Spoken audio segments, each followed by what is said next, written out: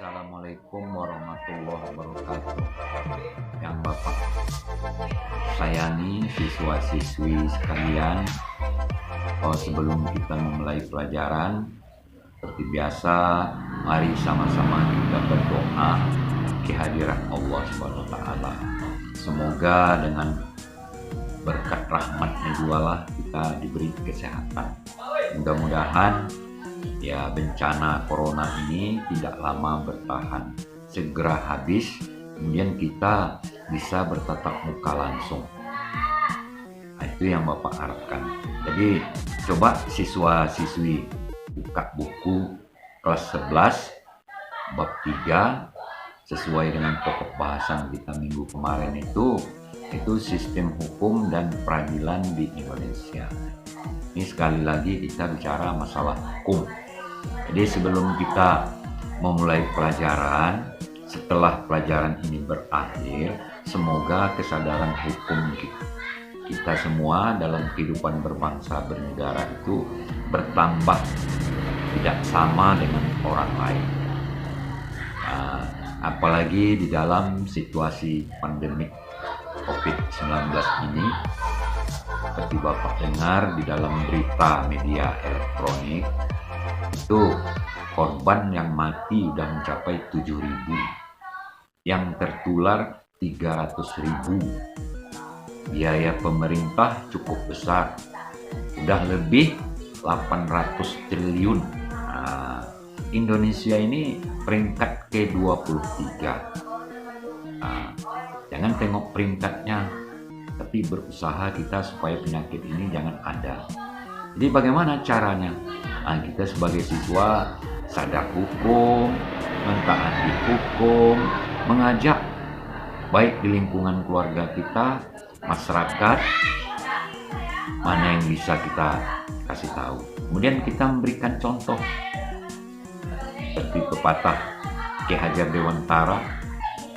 Kalian mungkin tidak tahu, ing ngarso sung tulodo, ing madya mangungkarso tutpurih handayani. Kita memberikan contoh, bukan memberi contoh yang jelek, memberikan contoh kesadaran hukum, baik di rumah tangga, di sekolah, kehidupan berbangsa bernegara, tidak melanggar hukum. Kita kan tahu, Bapak kan cerita minggu kemarin, definisi hukum itu ya aturan yang mengatur untuk menjaga ketentraman dalam kehidupan bermasyarakat, berkeluarga, berbangsa, dan negara. Siapa yang melanggarnya diberikan sanksi yang tegas. Nah, itu secara umum pengertian hukum. Nah, kita hidup di dalam zon politikon, makhluk bermasyarakat. Ada yang taat hukum, ada yang melanggar. Coba kalian hayalkan, umpamanya jika tidak ada polisi lalu lintas, jika tidak ada aparat penegak hukum, tak terbayangkan oleh Bapak banyak sekali pelanggaran. Sedangkan banyak aparat penegak hukum, ada polisi, ada jaksa, ada hakim, masih banyak juga terjadi pelanggaran hukum. Seperti di dalam ya badan yudikatif, ada Mahkamah Agung, ada jaksa, hakim yang mengadili daripada perkara-perkara pelanggaran hukum ini. Masih banyak pejabat-pejabat umpamanya yang menyalahgunakan kewenangannya, jabatannya. Di dalam media elektronik Bapak lihat, itu di Indonesia itu kan ada 34 provinsi. Setingkat gubernur itu kasus korupsinya lebih kurang 19 gubernur, belum bupatinya lagi, belum lagi ini begana begini. Kita lihat di Mahkamah Agung pun ada, belum di DPR, istilahnya lembaga eksekutif, legislatif, yudikatif, ada juga pelanggarannya. Kayak di Mahkamah Agung kita lihat hakim disuap 1,5 miliar. Nah, diberhentikan, pada dia seorang hakim tahu benar salah, tapi dia melakukan. Ini kelemahan kita. Seharusnya kita belajar hukum ini meningkatkan kesadaran hukum kita, tidak melanggar. Kita lihat lagi di Medan, kasus gubernur juga, dengan anggota dewan, dengan pengacaranya, ya, yang sekarang masih di dalam tahanan suka miskin. Ada lagi ketua DPR-nya Setia Novanto. Ini diperlakukan di dalam hukum pun berbeda-beda.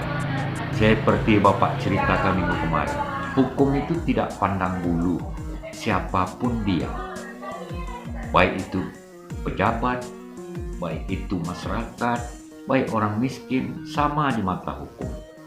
Kalian ingat Bapak bilang kemarin di dalam pasal 27 Undang-Undang Dasar 1945 ayat 1, setiap warga negara Indonesia bersamaan kedudukannya dalam hukum dan pemerintahan tanpa terkecuali.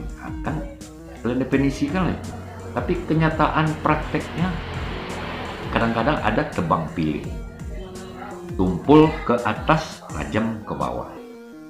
Jadi istilah tumpul ke atas, tajam ke bawah itu mungkin siswa-siswi ada yang udah tahu, ada yang enggak. Maksudnya berlaku bagi orang bawah, bagi yang di atas tidak dimasalahkan. Ini kita lihat adanya diskriminasi hukum, nampak sekali di dalam lembaga permasyarakatan. Jadi itu Bapak mengajak kita sebagai siswa, setelah kita belajar ini, marilah sama-sama kita tingkatkan kesadaran hukum. Yang tahu kita salah jangan kita langgar. Contoh kecil, Bapak aja melihat anak SMA Rumbai, tapi tidak semuanya.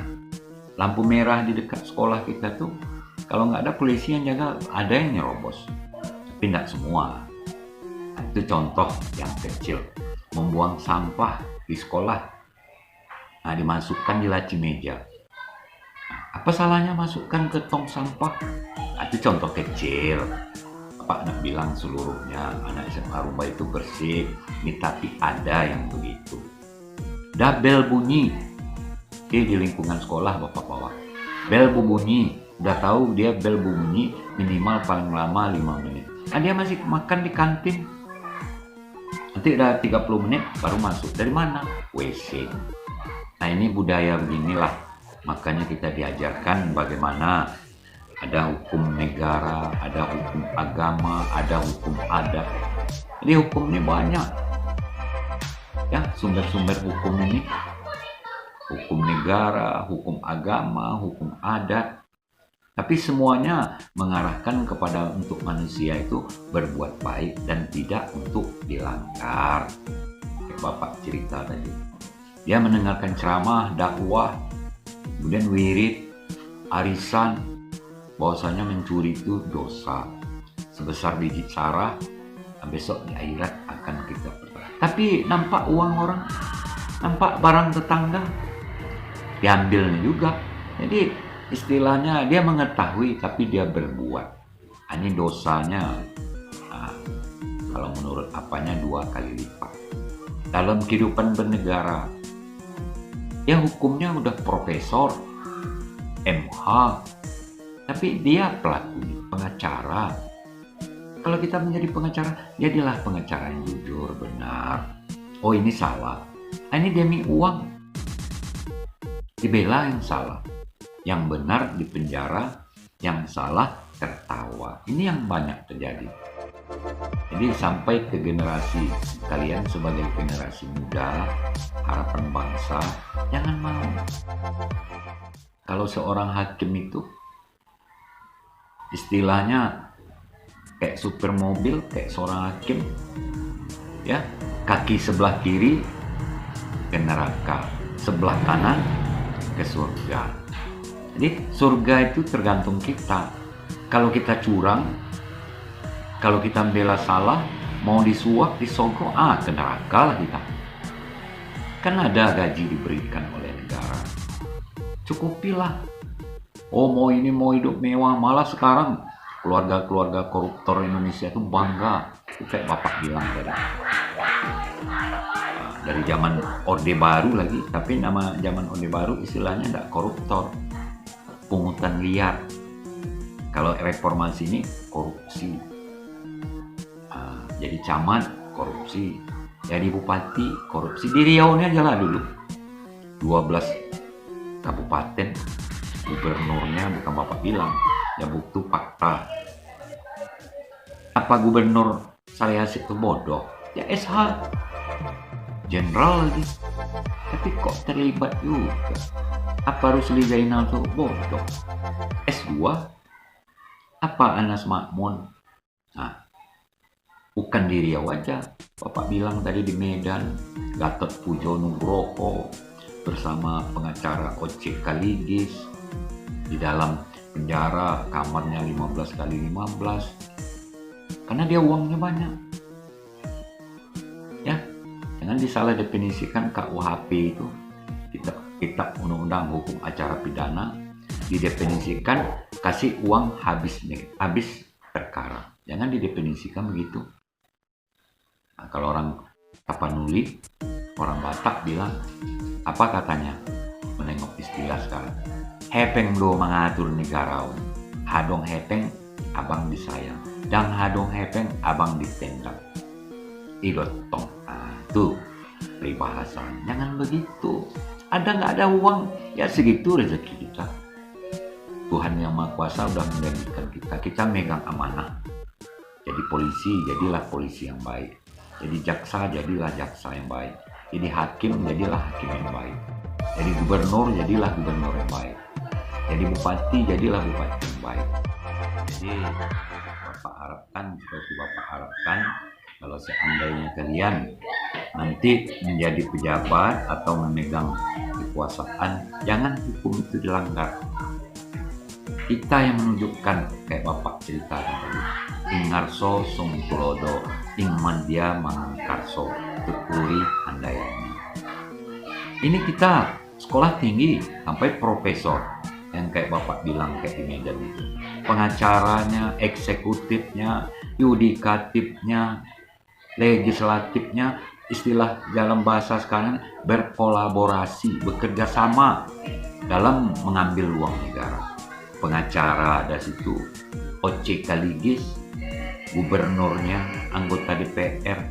Apakah mereka ini tidak mengerti hukum? Kalau macam Oce Kaligis itu pengacara terkenal. Macam Setia Novanto itu ketua DPR. Nah, bayangkanlah, tidak malu-malu. Bahkan kalau Bapak tengok di media elektronik, perlakuan di dalam hukumnya, di dalam tahanan, kamar penjara aja 15 kali 15. Tahanan lain 2 kali 2 meter, isinya 6 orang. Sementara dia televisinya layar lebih 50 inci, saking lebarnya. Kasur empuk, AC. Jadi kalau Bapak melihat ini suatu pelanggaran, ini tidak boleh terjadi. Kita belajar hukum, tapi kita melanggar hukum. Nah, kalau di dalam agama, lain di mulut, lain di hati. Itu dosanya 2 kali lipat. Kita mengetahui salah, tapi kita pura-pura nggak bersalah. Nah, itu kalau dalam agama. Lain yang di mulut, lain di hati. Kita belajar agama, mencuri itu berdosa umpama. Tapi kita lakukan, nggak ada orang. Kita ambil lah, ini nggak boleh. Kita tahu, ya, kiri kanan kita ada malaikat. Kalau kita buat kesalahan, itu belum dicatat. Kalau kita buat kebaikan, niat aja udah dikasih pahala. Nah, begitu juga dalam kehidupan berbangsa bernegara ini. Bapak tidak ada maksud menyinggung orang, tidak ada maksud menuduh orang, tapi kita bicara masalah hukum. Jadi setelah pertemuan yang singkat melalui video call ini, Bapak ajak, Bapak imbau, marilah sama-sama kita taati hukum, kesadaran hukum, tidak melanggarnya. Kalian sebagai pelajar, apalagi sekarang ini, ya kalau kita tidak mendukung peraturan hukum undang-undang segala macam, ya bencana COVID ini tidak akan berakhir. Jadi banyak-banyak siswa-siswi sekalian membaca buku. Sekali lagi Bapak mohon maaf, karena kita bicara masalah hukum, tentu Bapak bahas masalah hukum. Ini sebetulnya banyak lagi cerita, kasus-kasus pelanggaran. Tapi karena waktu terbatas ini, harus Bapak berikan contoh. Jadi supaya siswa itu tidak melakukan hal yang sama di kemudian hari. Demikianlah dalam pertemuan singkat ini, sekali lagi Bapak mengajak, marilah sama-sama kita tingkatkan kesadaran hukum, tidak melanggarnya, supaya tercipta suasana aman, tertib, dan damai. Akhir kata Bapak sudahi dengan wabillahi taufik wal hidayah. Wassalamualaikum warahmatullahi wabarakatuh. Minggu depan kita sambung.